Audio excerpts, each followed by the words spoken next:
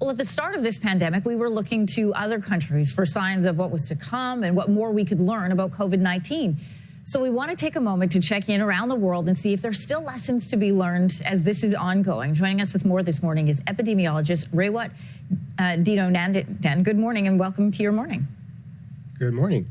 Let's start with China and Russia. Both have developed their own vaccines. We have the Sputnik 5 in Russia and the Sinopharm and Sinovac in China. They are distributing those to other countries that include Egypt, Hungary, India, and Iran. But how are their vaccine rollouts going at home?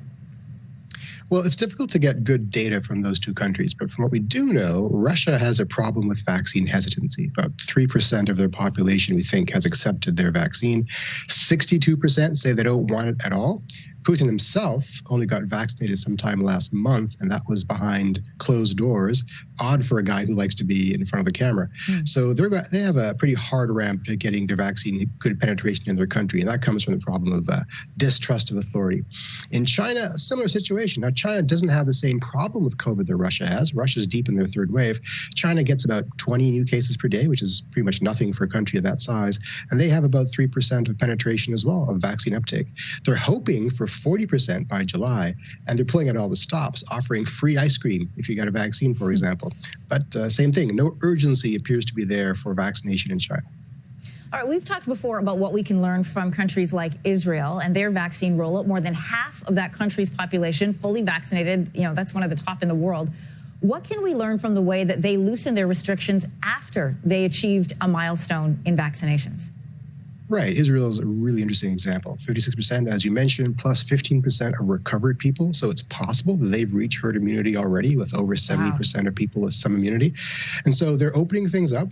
The reproduction number is below 1 and holding below 1. Their test positivity rate is 0.5%. Compare that to Ontario, which is over 5% in most places. They're opening things up, and the numbers keep going down. So it shows us vaccination is the path forward to normality.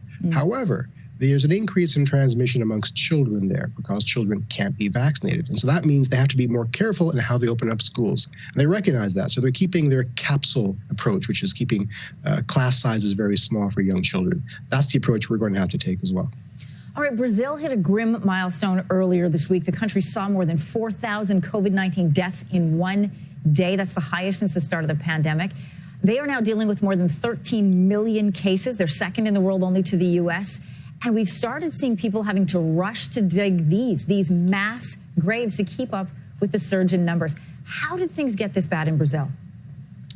Frankly, it comes down to bad leadership. Bolsonaro has famously underplayed the seriousness of the epidemic. He has compared it to poverty, saying poverty is worse than the epidemic, which is true. However, the epidemic is how poverty enacts its toll. So you cannot address one without addressing the other. He was also slow to acquire vaccine doses. He actually dismissed the opportunity to buy millions of doses and now trying to catch up frantically.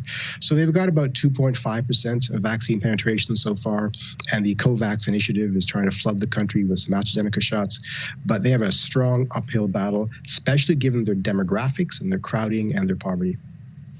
I want to ask you finally about the United States. You know, a year ago this time, they were looking to us in envy for our approach and our respect of science and putting medicine first. There's been a huge turnaround in these last few months. What can we learn about the turnaround we've seen south of the border? I think the lesson is leadership matters. So the change in more responsive leadership to the new administration has been the biggest difference. A good solid plan of distribution, solid milestones for vaccine penetration and uptake, and an eagerness in the population to be vaccinated. So it all comes down to supply as well, though. They have an enormous amounts of supply. If we can get that supply, if we can push forward with good milestones and deadlines, we can be there as well. Dr. Raywat Deonandan, thank you so much for being with us this morning. Important as we look around the world and continue to try and track what's happening here at home. Good to have the comparison. Thank you. Thank you.